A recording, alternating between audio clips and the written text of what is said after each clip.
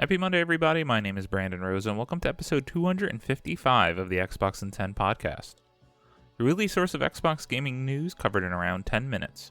Every Monday, this podcast covers new game releases, the previous week's gaming news, and we all learn an Xbox-related fun fact together. This show is on YouTube and podcast services around the world, so please do me a favor, subscribe in your favorite, and then leave a positive review if you like the show. Xboxin10.com, no numbers, is your quick source for links to all of our podcast destinations and social media profiles, which you can follow at Xboxin10. To start, let's talk game releases. There were no big games out last week, but the games coming out this week include Perish, Harold Halibut, Argonauts Agency 6 Missing Daughter, The Mildew Children, Lunar Axe, Pocket Clother, Pummel Party, Pocket League Story, Skur Ritual, Beat of Montezuma, and Richman 11. Now on to last week's biggest news stories, and we have 4 to cover this week. Number 1, the Fallout 4 Next Gen update announced in 2022 will finally be out later this month. Andy Chalk at PC Gamer writes, hot on the heels of the very good Fallout television series on Amazon, Fallout 4 is getting a bunch of new features, fixes, and content courtesy of a big Next Gen update that's set to go live on April 25th. You may recall that this update was actually announced back in 2022 as part of Bethesda's 25th anniversary celebration for Fallout, with a rollout slated for 2023.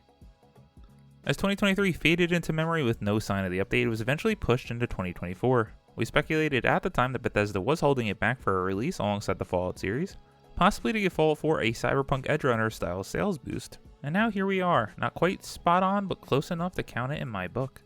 The update is aimed primarily at bringing Fallout 4 to PS5 and Xbox Series X and S consoles, with improved graphics and 60 FPS gameplay, but it's also coming to previous gen consoles and yes, PC too. The PC update will add support for widescreen and ultra-widescreen displays, update some quests, make fixes to the creation kit, and add a number of stability mods and bug fixes, including to the Japanese and Chinese language versions of the game, which will have access to mods restored. Fallout 4 will also finally be Steam Deck verified and will be released on the Epic Game Store. As part of the update are Enclave-themed Creation Club items, including new weapons and armor skins, the Tesla Cannon, Hellfire and XO2 Power Armor, and the Heavy Incinerator, and a new quest called Echoes of the Past, that will challenge players to stop the Enclave from establishing a foothold in the Commonwealth. The Enclave, you'll recall, is a fascist paramilitary organization that served as the primary antagonist in Fallout 2 and also played a major role in Fallout 3, in which it suffered a major defeat at the hands of the Brotherhood of Steel. There is also a new makeshift weapon pack featuring a baseball launcher, a nail gun, and a piggy bank, and Halloween decorations for your settlement. The Fallout 4 Next Gen update will go live on April 25th on Steam, GOG, the Microsoft Store, and Epic Game Store. About time this finally came out, and yes, obviously they wanted to marry it with the show, which is getting glowing reviews seemingly everywhere you look. I personally have not jumped in yet, but that is part of the weekend plan. This is awesome. I do want to finally get back to this game. So the story with this game is when that game came out that first weekend, I think I clocked like 23 hours in the first 48, and then I just stopped. I never went back. I never even beat the game, so it's on the backlog. Fallout 3 is one of my very favorite games of all time, so I do need to eventually play this game.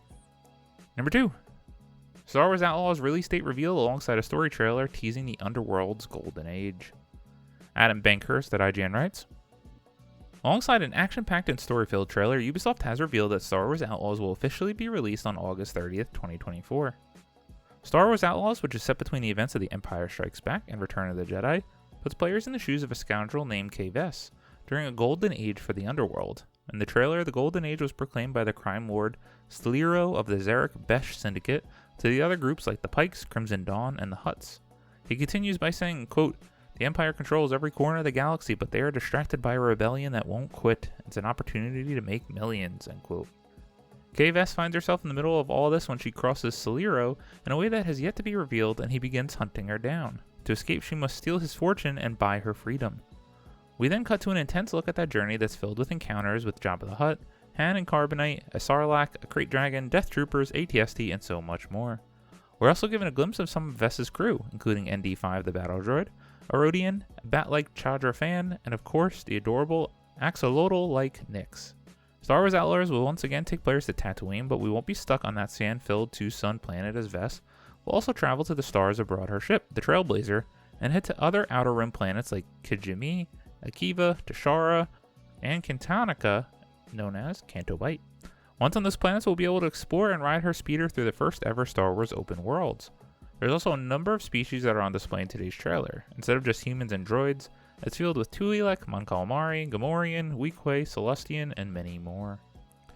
And we have to mention the total lack of Jedi, lightsabers, and the use of the Force.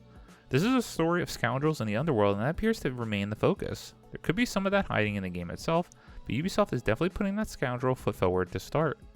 As a reminder, Star Wars Outlaws will be released on August 30th, 2024 on Series X and S, PS5, Amazon Luna, and PC via Ubisoft Connect. Those who wish to subscribe to Ubisoft Plus or purchase the Gold or Ultimate Edition of the game will be able to jump in 3 days early. There will also be a Season Pass that includes 2 DLCs, the Jabba's Gambit exclusive mission at launch, and the Kessel Runner Character Pack Cosmetic Pack. The Season Pass is included in the Gold Edition and the Ultimate Edition. In addition to all the previously mentioned, the Ultimate Edition also features the Sabak Shark Bundle, the Rogue Infiltrator Bundle, and a digital art book. I have not watched the trailer, and honestly, since I've kind of avoided it this time but just read this synopsis, I think I'm good. I'm a diehard Star Wars fan, so I can't wait to play an open world Star Wars game, even though I'm not the biggest fan of Ubisoft games.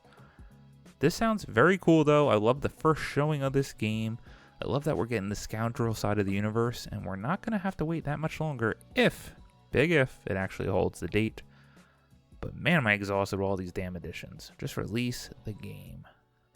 Number 3, EA is hiking up the price of EA Play next month. Sean Curry at True Achievements writes, if you subscribe to EA Play outside of Xbox Game Pass Ultimate, we've got some bad news for you. EA has announced the price increase for EA Play, which includes some of the best EA games. As reported by GameIndustry.biz, EA Play standard subscription tier is going from $4.99 a month up to $5.99 a month. As for an annual subscription, the price is being bumped up from $29.99 to $39.99 per year. EA Play Pro, which is only available for PC, is also getting a chunky increase. A monthly EA Play Pro subscription is increasing from $14.99 to $16.99, whereas the annual price is jumping from $99.99 to $119.99. According to GameIndustry.biz, the price increase will go into effect on May 10th. If you're an Xbox Game Pass Ultimate or a PC Game Pass subscriber, EA Play is already included with your subscription, and it doesn't look like the price increase impacts the cost of either subscription. EA is not alone in increasing the price of its gaming subscription service. Last year, Microsoft upped the price of Xbox Game Pass, and Sony quickly followed suit by hiking up the price of PS Plus. As is this age and the age of inflation. How much money would you like to bet that by the end of this year, Game Pass Ultimate will be getting another price increase? Why, you might ask? Well, again, inflation. And also, we're going to be getting all those Activision Blizzard games, and are we going to get the new Call of Duty game launched into Game Pass? Yep, pretty perfect time to increase the price, and again, unless they go astronomical with it, I can't imagine it still not being the very best value in entertainment. Number 4, Destiny 2 The Final Shape swings for the fences with subclass mixing, first new enemy faction in years. Travis Northrop at IGN writes, in a developer livestream showcasing their upcoming expansion, Bungie made a bevy of announcements for what awaits players in Destiny 2 The Final Shape. The livestream opened by announcing a new subclass called Prismatic, which fuses light and darkness powers to let players mix and match Destiny's long roster of abilities to create their own Guardian cocktails. As art director Dave Samuel explained, quote, one of the concept artists early on created this very evocative image of a Guardian with light armor and dark armor, end quote. Quote, we really need this in The Final Shape. This is the ultimate form of being a Guardian to wield light and darkness at the same time, and quote, added Katarina Mikado, The Final Shape's project lead. Quote, we built Prismatic to be exactly that, end quote. Not content with the possibility of game-breaking mix-up to the sandbox, the livestream also announced Destiny 2's first new enemy faction since the Forsaken expansion in 2018, the Dread. Joining the Tormentor from Lightfall last year and the Subjugator that was previously announced for The Final Shape, the Dread will include flying bats with guns called Grim, acrobatic melee bruisers called Husk, and Weaver's attendants which will use Strand and Stasis powers respectively to obstruct and bully us. Quote, the Dread are this new Witness faction, end quote, said Samuel. Quote, when you see these new characters, not only do they look unique and new, but you see like a through line that we've been building through the years that connects it all together, end quote. The livestream also included a cameo appearance from executive creator-director Luke Smith, who teased that although The Final Shape is the finality of the Darkness and Light saga, it would not be the end of Destiny, with a promise they'd have more to say in the future. Quote, facing the Witness is not the end of Destiny 2, and it's definitely not the end of Destiny. After you face the Witness, we're going to tell you what's next in Destiny 2, end quote, he said. Destiny 2 The Final Shape is slated to make its debut on June 4th after a delay. It will be preceded by a limited time activity called Into the Light, which will give players a chance to fight waves of enemies to score some extra loot ahead of the expansion. Alright. So I'm technically a hardcore Destiny player that only plays hardcore when each expansion initially comes out, and then pretty much never throughout the season. So am I a hardcore player? I don't know. But a lot of this does sound very good, and how intriguing. Seemingly confirming we're going to get a Destiny 3? Not saying that, but Destiny 2 is not the end, even though they've been really building up that the Destiny 2, the final shape, is basically going to be the Avengers Endgame of everything we've known thus far. And that's what's been exciting if they can knock this out of the park. As for what I would want from a hypothetical Destiny 3, take your time. Put it to rest for just a little bit, go focus on Marathon, and then build the next Destiny from the ground up for the next generation hardware. That is what I want. Thank you. As always, we end our show with a fun fact about Xbox, and since we are talking about Fallout, do you know how you would even play the Fallout games in chronological order? Well, let me tell you, and credit to IGN.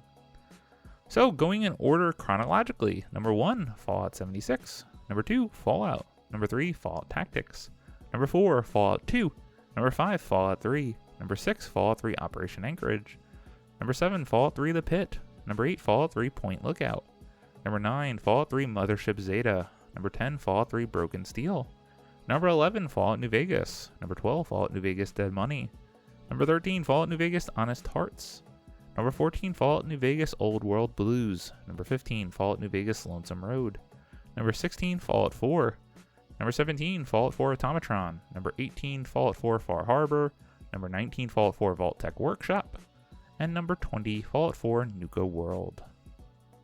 These games, having been released since 1997 to 2018, encompass all of Fallout. So, if you are a Fallout fan, it seems like the move is to check out the Amazon series, and maybe I'll have more to report back on that next week. Thank you all for listening to the Xbox in 10 podcast, your weekly source of Xbox gaming news covered in around 10 minutes. If you like the show, please subscribe to your favorite podcast service, share it with your friends, leave a review, and follow on all social media at Xbox in 10. This past week, I have not had too much time to game. It's been a very busy work week. So as always, daily Marvel Snap. I can't tell you the last day that I haven't played Marvel Snap, and that's going on a year plus. Yes, I have an addiction, even when I was on vacations, but nonetheless. I did jump in one night on the Logitech G Cloud to play a couple of rounds of Vampire Survivors, and that game is just nearly a perfect game. And it's no buttons, it's crazy. My name is Brandon Rosa. You can follow me on Xbox at Brosa93. Hope you all have a great week, stay safe, and keep on gaming.